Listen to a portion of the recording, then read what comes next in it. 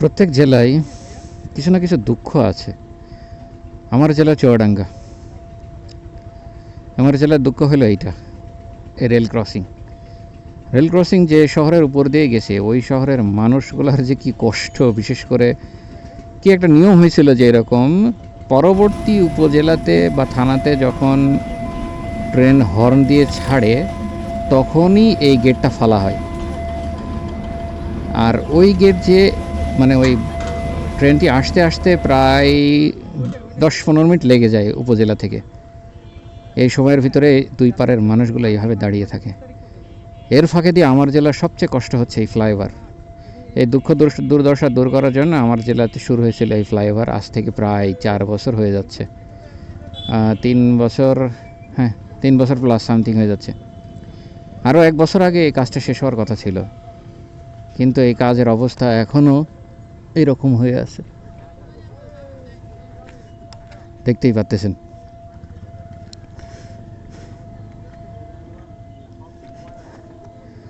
মানে হবে হবে এরকম ভাব। তো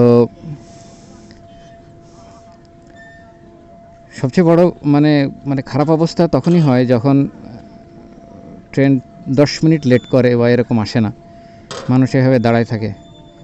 এটা যে কী কষ্ট।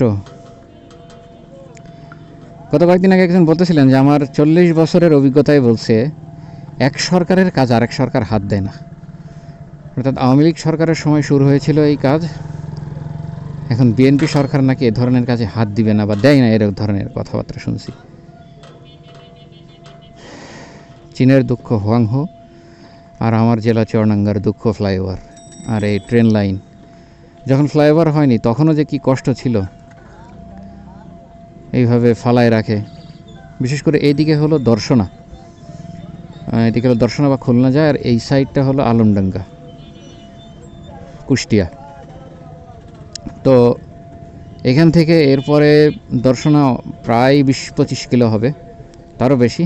তো যখন দর্শনাতে ট্রেন থাকে তখন এই ট্রেন ফেলায় দেয়। সেই ট্রেন এসে স্টেশনে দাঁড়ায় থাকে, স্টেশনে দাঁড়ানোর পরে অনেকক্ষণ অপেক্ষা করে, তারপরে যখন ট্রেন ছাড়ে, ট্রেন যায়, ওদিক থেকে সিগন্যাল দেয়, তখন এটা উঠানো হয়।